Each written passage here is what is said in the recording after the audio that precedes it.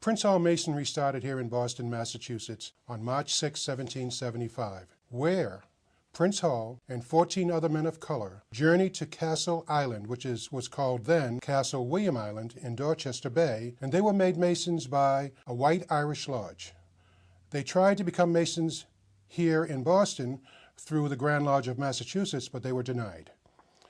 So on March 6, 1775, Prince Hall and 14 other men of color became Masons. And from that point on, Prince Hall started and was the first worshipful master of African Lodge Number 1. This organization offers opportunity for self-growth and development and citizenship building and character building.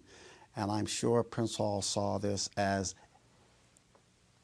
a budding, civil rights-oriented organization that believed in the fatherhood of God and the brotherhood of all men.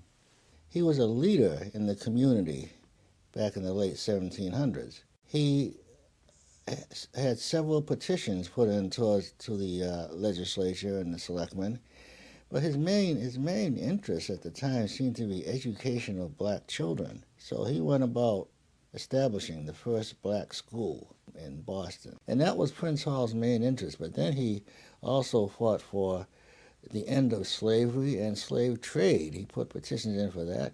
He said that, at one point, he said that if you don't want us here, why don't you just give us enough money so we can go back to Africa? Give us a ship and we'll form a Christian nation in Africa, which eventually happened, but not under him.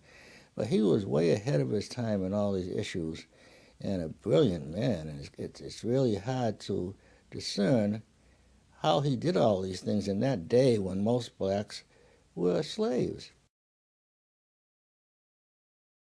Prince Hall started this organization to help communities become better communities and to help young men become better men. Some of the ways that the youth of today can carry out the legacy of Prince Hall is look at obstacles as opportunities.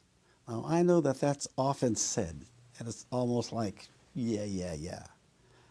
But it's a fact.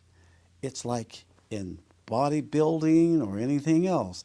The more effort you put into it, the more obstacle, the weightlifting, the more you grow, the more you develop. It's like character building. If you can handle adversity, when the things are going great, it's a breeze.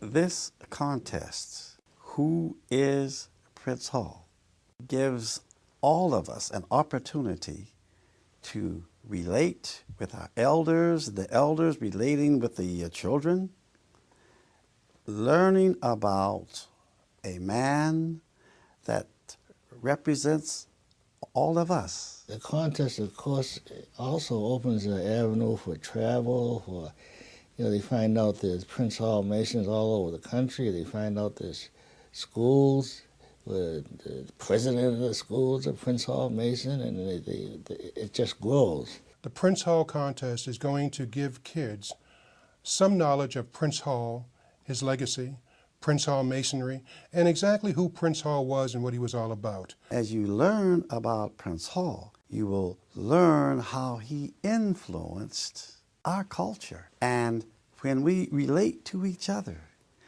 it's a kind of bonding again that will make us all feel a lot better about ourselves. Children are looking for leadership from adults.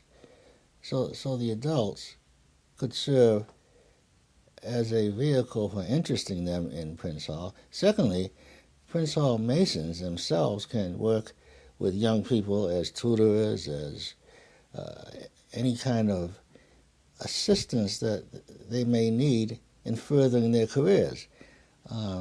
This is really needed in this community, that we don't have enough people who are guiding the youth. Talk to your children about things that will give them pride and confidence and dreams so that they can achieve. That's what they really need to hear. And here again is an opportunity through this program to talk about positive aspects. You can speak to a lot of Prince Hall Masons today. We have a lot of young brothers in this Grand Lodge who will tell you that they'll say to you, they'll probably say to me, Grandmaster Lewis, I've been in Mason now for 2 years, and I can see that my life has changed quite a bit. I really enjoyed what we're doing here in Masonry. I'm enjoying what we're giving to the community, and that's the difference. If those children didn't have Prince Hall Masonry or other fraternal organizations to look forward to, where would they be at today? So it's good that the older folks talk to these young children. Talk to them now.